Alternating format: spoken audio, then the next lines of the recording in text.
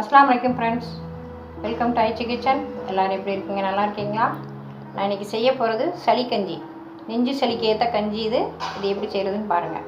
1 spoon புழுங்கல் அரிசி ஒரு 2 மணி நேரத்துக்கு முன்னாடி ஊற வச்சுருக்கேன். இது சித்திரத்தை ஒரு பிஞ்சு, சுக்கு ஒரு பிஞ்சு, மிளகு ஒரு 11 மிளகு, கொஞ்சம் மஞ்சத்தூள், தேங்காய் பூ, பனஞ்சக்கரை, இதுதான் இதுக்கு உண்டானது. இது எல்லாத்தையும் ஃபஸ்ட்டு இதை தட்டி நுணுக்கி எடுத்துகிட்டு வந்து காமிச்சிட்டு எல்லாத்தையும் மிக்சியில் போட்டு அரைச்சி கஞ்சி காய்ச்சணும். இப்போ காட்டுறேன் பாருங்கள். அந்த நுணுக்கி சித்திரத்தையும் சுக்கையும் நுணுக்கி இந்த மிக்சியில் போட்டிருக்கேன். அடுத்து எல்லாத்தையும் போடுறேன் பாருங்கள். மிளகு, மஞ்சத்தூள்,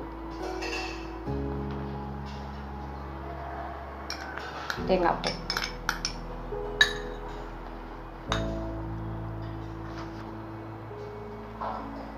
இந்த அரிசி இதிலே போட்டுடுறேன்.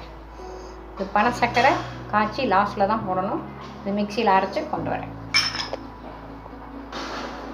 ஸ்டவ் ஆன் பண்ணிவிட்டேன், மிக்சியில் அரைச்சிட்டு அடுப்பில் வச்சுட்டேன். இப்போ கிண்டிகிட்டு இருக்கேன் பாருங்கள். இது வடிகட்டலாம் கூடாது, அப்படியே தான் தேங்காய், மஞ்சள், மிளகு, சுக்கு, சித்திரத்தை, அரிசி எல்லாம் போட்டிருக்கேன்.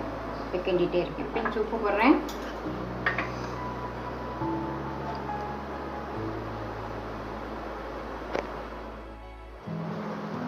பாருங்கள், இப்போ நல்லா கொதிக்குது. பச்சை வாசனை எல்லாம் போயிடுச்சு பாருங்கள். இதில் பனஞ்சக்கரை போடுறேன்.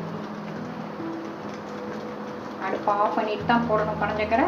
அடுப்பு ஆஃப் பண்ணிட்டேன். பனசக்கரை போடுறேன். அவங்கவுங்க இனிப்புக்கு தக்கன எவ்வளோ வேணாலும் போட்டுக்கலாம்.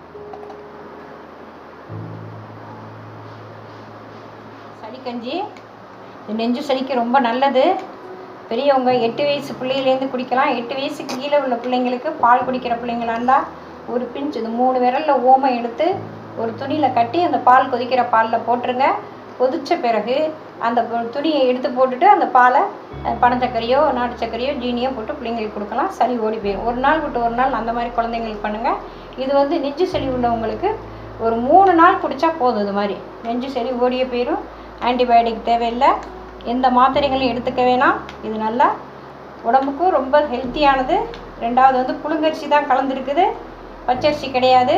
அதனால் நெஞ்சு சளிக்கு ரொம்ப நல்லது. சித்திரத்தை, சுக்கு, மிளகு, மஞ்சள், தேங்காய், புழுங்கரிசி இதில் இருக்கிறதுனால நல்லாயிருக்கும். ஒரு தடவை ட்ரை பண்ணி பாருங்கள், குடிச்சு பாருங்கள், கமெண்ட்ஸில் சொல்லுங்கள். சப்ஸ்கிரைப் பண்ணுங்கள் எல்லோரும். தேங்க்யூ. அஸ்ஸலாமு அலைக்கும்.